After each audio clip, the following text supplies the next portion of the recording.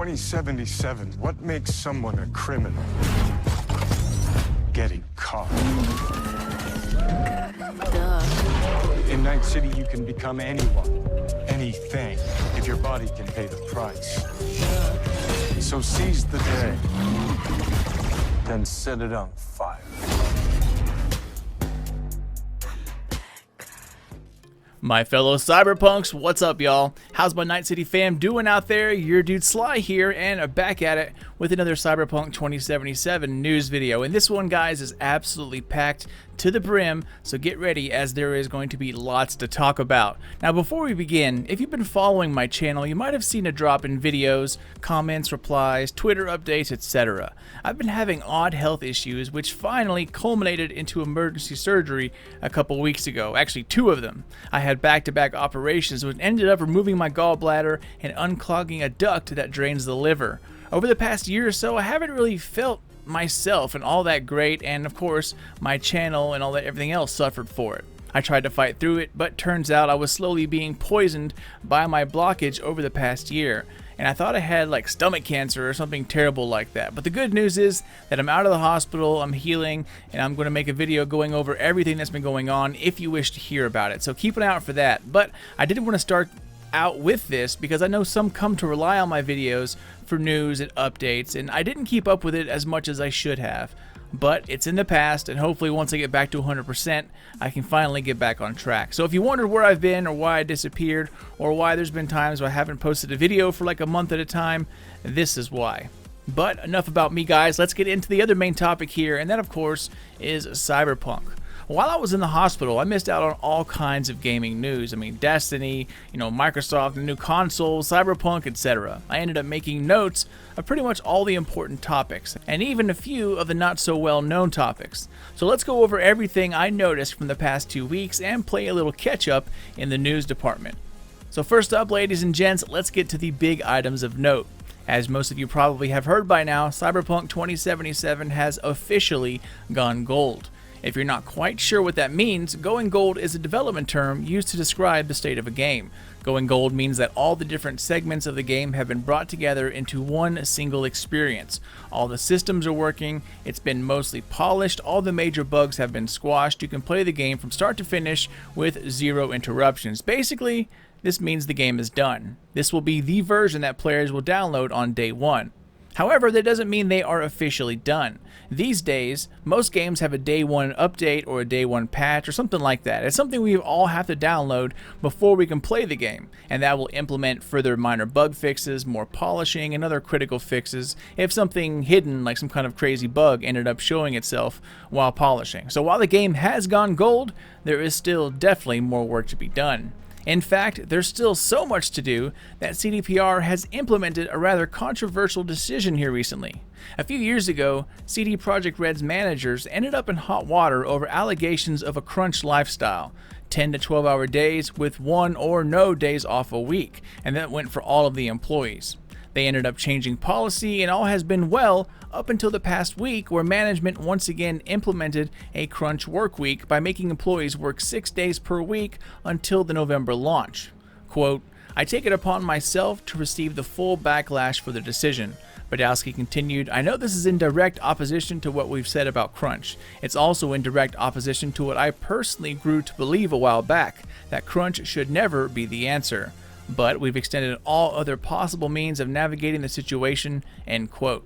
For those of us out there who have worked very busy jobs, there's usually 1 month a year where you work 10-hour days and sometimes 7 days a week straight, especially areas like finance, marketing, budgeting, or tax jobs. I've been there, it sucks, but the coronavirus has hit everyone in unexpected ways, and I guess this is how they are combating all of the different obstacles. So I wish all of them out there the best of luck, and hopefully this will end soon. One good thing CDPR has implemented though, rewarding its employees. Since the crunch has been implemented, management has promised to pay their employees, of course, extra for their time, but on top of that, all employees who are suffering this new crunch style will share 10% of total Cyberpunk profits that are made in 2020, including the launch of the game, and that is a huge chunk of money. So while the decision to implement the crunch, absolutely sucks, they will be receiving compensation for it.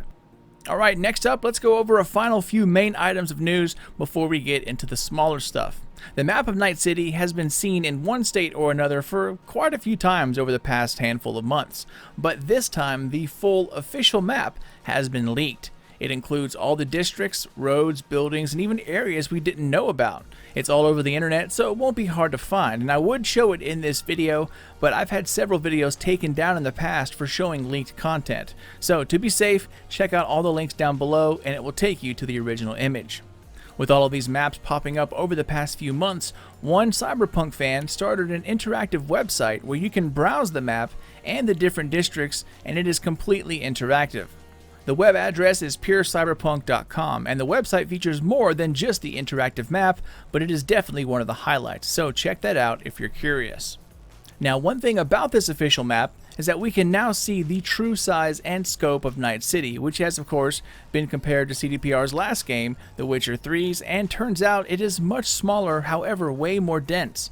One thing though is that once people hear smaller, some tend to freak out, but I would urge everyone to wait until you play it. Now this game is nothing like The Witcher. There's no forests, swamps for miles and miles. We have a large desert and a dam with a lake, but Night City itself is incredibly dense. I remember one of the developers talking about playable square footage a year or so ago. With all the basements, skyscrapers and high-rises, apartment buildings, and just the number of buildings players can explore in general, the actual available square footage, like playable square footage, exceeds The Witcher by a decent amount. So even though the map and the area itself might not be as big as the other CDPR games, I think Night City will end up being much, much larger than we think.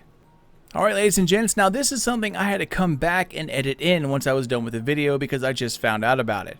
But if you're interested, you're going to need to hurry. CD Projekt Group runs their own Steam-like application called GOG. GOG Galaxy is the program you download, and every purchase made in GOG goes directly to CD Projekt Red or the developer that lists with them. GOG is currently hosting a sale of every CD Projekt Red game together in one single bundle. It's called the Ultimate Red Collection. It has all the Witcher games, add-ons, older games, and of course a pre-order for Cyberpunk 2077. It's about $88, $87.77, which is kind of an odd number, but a pretty damn good deal. This deal does run out October 9th, so if this is the first time you're hearing this, you only have today to buy it. So if you still need to pre-order this game, this is a damn good time to do so. Okay, so moving on here, our next big topic is of course Night City Wire. I'm sure most of you watched the most recent episode, but it's definitely worth taking a look. The links are of course down below and playing in the background. Most games are built in English due to that's where most of the majority of sales come from or where the game developer office is located, etc. But CDPR is doing something awesome in this one.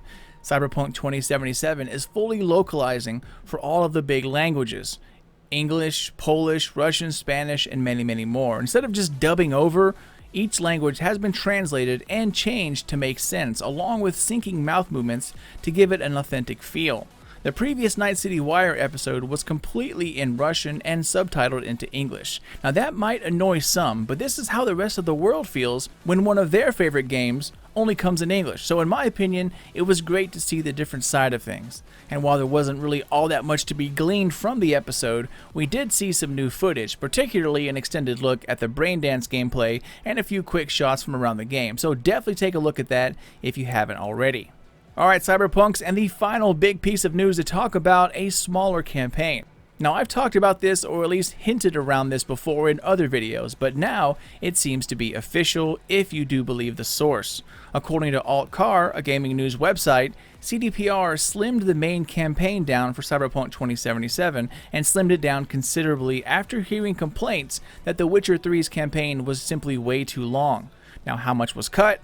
No one really knows, but this one kind of gets to me a little bit if it's true. I mean, RPG games are supposed to be long, right? You're supposed to live and breathe that character, and that takes time. The longer a campaign, the more you get for your money. In an RPG, once you beat it, the game is over unless it has multiplayer or you go around exploring or finishing up side quests for completion's sakes. But in my eyes, the longer the game, the better. Let's hope it wasn't brought down too much.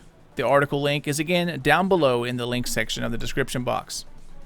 Okay, ladies and gents, that's most of the big announcements, but now let's dive into the smaller items of news, starting with an illustration contest. Now, while I am a little late reporting this due to being in the hospital, the end date to turn in illustrations was yesterday, October 6th. However, I bet there's going to be a ton of amazing artwork to look forward to once it's all said and done. The website is still up if you want to check it out, link down below. Next, speaking of website, Night City has started its own website. It is currently up and running. Similar to like an augmented reality game or ARG, this piece of fiction is being ran as if it were a real location. The Night City website has daily death counts, local news, the works. It's pretty interesting to browse around, so check it out at nightcity.love/en for English, or if you need another language, I'm sure you can select one once you get there. I highly recommend taking a look at this as it is pretty awesome. Next up, if you don't follow CD Projekt Red on Twitter, you're missing out on a lot of information. Just recently, there have been various wallpapers putting up showing off the different gangs and dozens of screenshots from various places in and around Night City, along with gang profiles, VIP profiles, and the works. It is a great place to keep up to speed, so definitely check out their Twitter page, as it's probably the best place to keep up to date.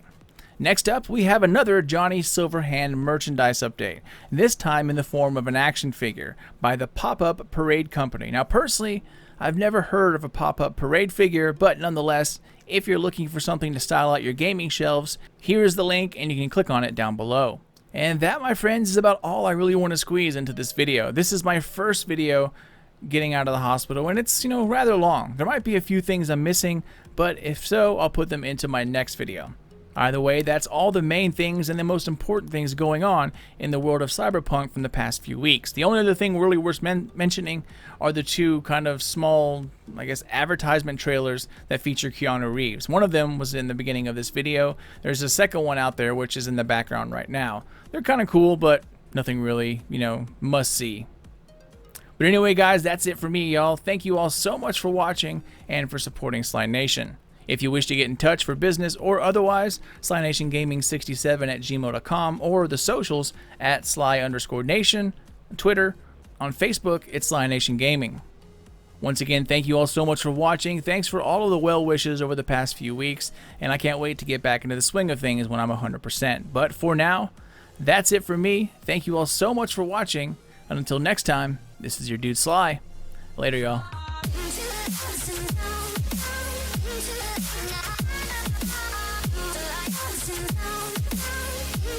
Into